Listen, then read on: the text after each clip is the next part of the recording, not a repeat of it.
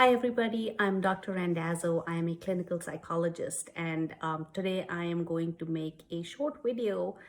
Wanted to reach out to all of you, just trying to understand the times that we are going through, talk a little about isolation and depression, especially for our seniors that have been dealing with this on a daily basis now with the social distancing becoming a new norm.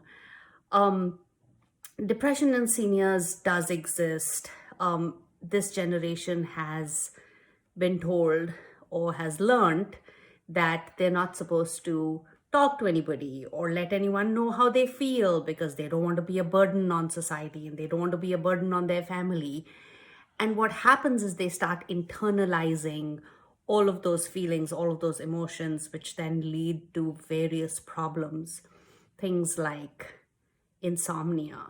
So you can have lack of sleep, or you can have hypersomnia, which is too much sleep. Their appetite changes. There's sadness. There's this lack of motivation. There's isolation, which now is not by choice, but this is something that we have to deal with. It's the new norm. And so how are we going to try and overcome this? What are some of the techniques and tricks that we can use just for self-care till we get past this time? So let me start basically with a little bit about depression so you understand what depression really means. There are two types of depressions. Firstly, you have a chemical known as serotonin in your brain. The chemical goes down, you kind of feel that knot in your stomach, you feel sad, you take an antidepressant, chemical balances out and you can function, you can start feeling better, you can start saying, okay, things are kind of getting, I can deal with my daily problems. Then there's situational depression, which majority of us are now dealing with today. What does that mean? That means that there is an event that is external, that is something we cannot control, that is happening, and the fear and the sadness of not being able to control it has now started paralyzing our community. How can we help? I think the first part is to recognize whether you are experiencing these symptoms. If you're more irritable than usual, if you are, you're sleeping a lot more, you're sleeping a lot less, you're not eating as much, you're eating too much, you tend to feel frustrated a lot more. I think all these signs are signs of this situational depression that we are going through. What can you do about it? How can you deal with it? I'm going to talk about some of those tricks. I was also having a conversation with somebody the other day, and I heard myself say, I got granted my wish, but it's not when I needed it, because when we were in this humdrum of going to work and seeing patients and working and coming back and grocery shopping, and I had once sat down and said, oh my God, can I just have 24 hours to myself? And I do have 24 hours to myself now. And it's so uncomfortable because it's not the norm. It's not something that we do. And the other part is it's not by choice. When we are given a choice, when we choose to do something, when we pick something, it's easier to accommodate, it's easier to work with it because you take responsibility for what you want to do. When something is handed to you, we didn't choose to be in this situation, that it becomes that much more difficult, even though the event is the same, even though you have to stay at home and you can watch TV and you can, talk to your friends and you can, you can, just binge watch episodes and episodes of Lost. I don't know. It's not by choice, and it's a forced reality. When it becomes a forced reality, it becomes uncomfortable. When it becomes uncomfortable, the body physiologically starts changing and you start feeling tension and you start feeling stress and the muscles behind your neck start hurting. So what is it that we can overcome, and how can we do this? So the second part of this video, which I've done, should be in another part. I did talk a little bit about anxiety and about some of the steps that you can start taking to work towards it. But reaching out to people in your community is very important. Um, Again, I think this generation of seniors, they don't know what it means to talk to somebody and not be selfish. When I talk to a lot of my geriatric population and I say, I want you to be selfish, I want to put your needs first, they have this look on their face. What do you mean you want us to be selfish? Well, self-care is important. And if you don't take care of yourself, you're not going to be able to take care of anybody else. You remember when you fly in an airplane and the flight attendant comes in and says, in case of elevation changes, oxygen masks will drop from the top of the cabin. And then they say some line that is really, really important. Please put on your own oxygen mask before you help anybody else. And I think that is the most important thing. You've got to have self-care today. You've got to take care of yourself first instead of trying to manage everybody else's symptoms. If you take care of yourself, things will get better. Your outlook changes. The way that you view the world changes. The way that you even view problems are going to change. And so you've got to start taking care of yourself. Don't think of self-care as a burden. I think you have to reach out to people. Call your family, call your kids, call your grandchildren, call your friends. Tell them how you feel. Talk to people, because you don't know how another person is going to perceive that and may resonate with them, may help them deal with something. You're not being a burden by expressing how you're feeling. If you're lonely, talk about it. If you're feeling sad, talk about it. If you're feeling helpless, talk about it, because you will get validation from society. People are dealing with the same thing. The more you talk about it, the more you express yourself. Maybe somebody has this great, brilliant idea that you're going to be able to understand and realize that this works. In the second half of the video, I've talked a little about anxiety and how to deal with it. And then I've given you some tips on just managing it. I don't want the video to be too long, so I wish you all good luck. I will be back again, and then you can continue and see the second half. And we'll continue to do these short, videos just to help you out and reach out to everybody. Thank you. I think we had some technical difficulties there, but see, just like you, I'm learning again. So we have to continue to do this till we actually get it right. Okay, so I was talking about anxiety and I was talking about depression. What is anxiety? I think anxiety for most of us is this anticipation of the future, which is negative.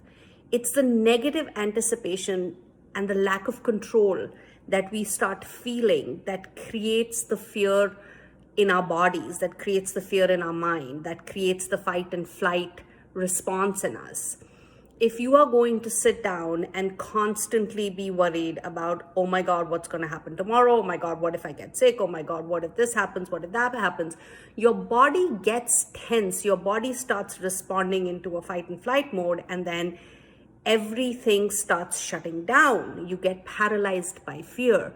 But this controls your body, right? And so if you cannot, I'm not asking you to be unrealistic. It is, you have to address the problem. You have to understand the situation that you're in.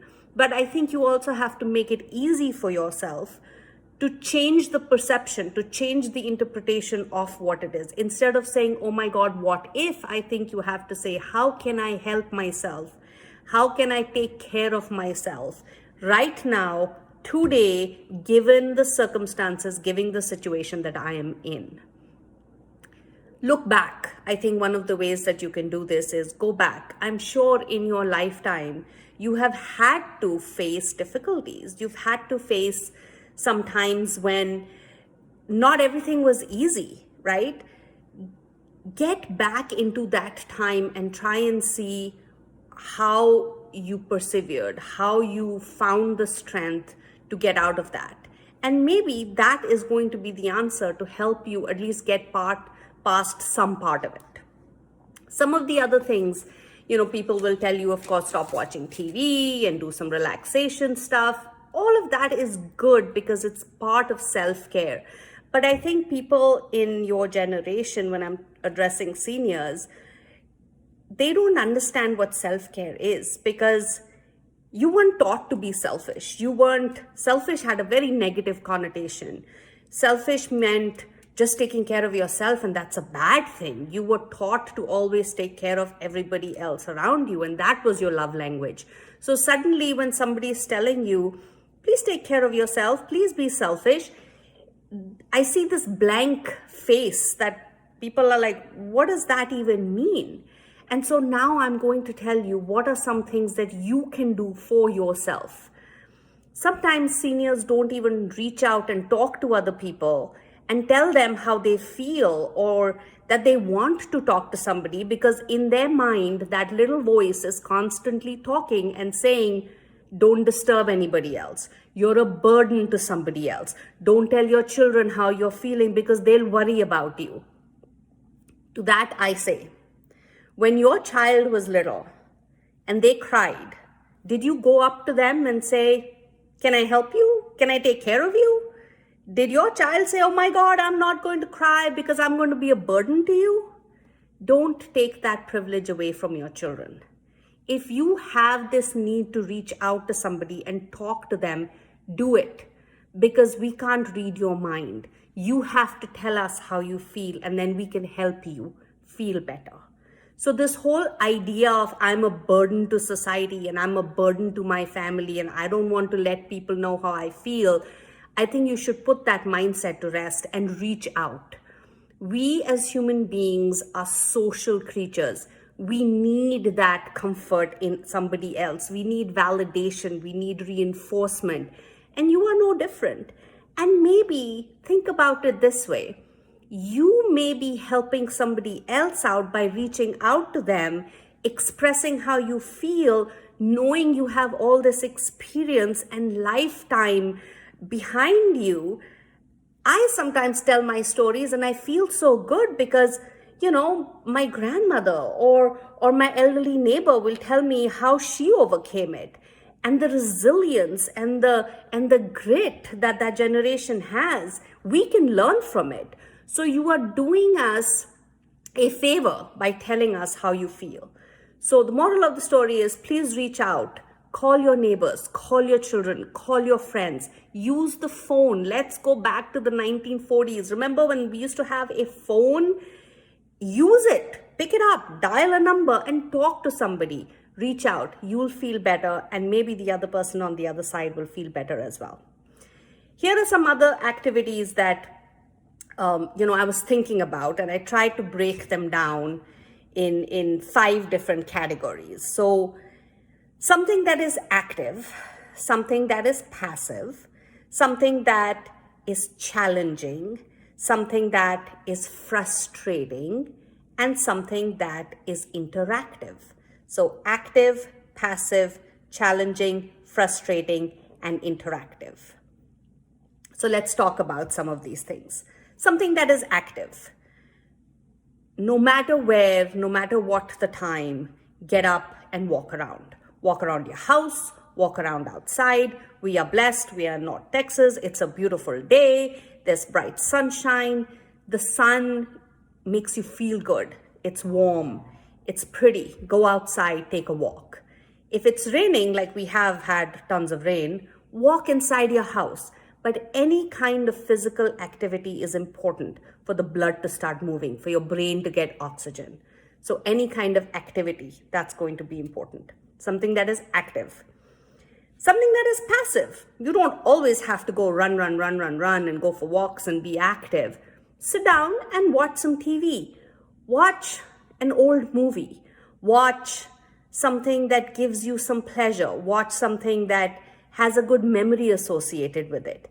Any of the senses get stimulated and you'll feel good about it. People say, well, if I remember something, I'm going to feel bad. Well, think of a happy memory and you'll feel good. Memories are there for a reason. They help you feel better.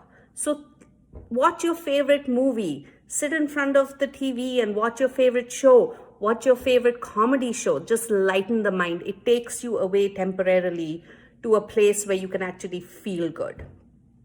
Something that is challenging. Now, the brain wants to be challenged. Otherwise, you're going to be sitting there just staring at a blank wall or staring at the TV, and the brain's not getting stimulated. So my favorite, word puzzles. Any of those puzzle pieces with, that you do 4,000 pieces, 500 pieces, I don't care. Anything that's going to challenge you, anything that's going to push your thinking, anything that's going to take you out of the ordinary and make you work a little bit. Use your brain a little bit. That's going to be important. The brain is a muscle. You've got to exercise it. As long as you continue to exercise it, you'll start feeling good. And then also the emotion, because when you're doing something challenging, you're going to get frustrated. I get frustrated all the time when I can't spell right. And then I have to take the extra step and I have to look it up and things like that. So frustration is also a very important emotion to have. You can't just feel calm all the time. You just can't feel sad all the time. I think frustration and anger, you need to get it out and you need to be able to do something with it. And then interactive. So the interactive part, now with this new normal that we have, FaceTime or call somebody on a video or use any of these applications that are available online, reach out to people, have somebody help you download some stuff, or just stand by the window and talk to your neighbor. That's going to be important. Go outside, just walk around and see if there's anyone else to talk, but you've got to start interacting a little bit. The more you stay silent, the more you stay to yourself, the more you get into your head. And the more we get into our head, sometimes it's very quiet. And then there can be a lot of sadness and negativity. And then we can get into that spiral that we don't want to be in. Well, I hope this was helpful. I'll come up with a few more videos soon. I don't know how we're going to merge these videos together, but I'll continue to put these out. If anyone wants to reach out, maybe there's a column where you can just leave comments and we can talk to each other. But I wish you the good luck. We will get past this. And remember, when everything else fails, chocolate fixes everything. Bye.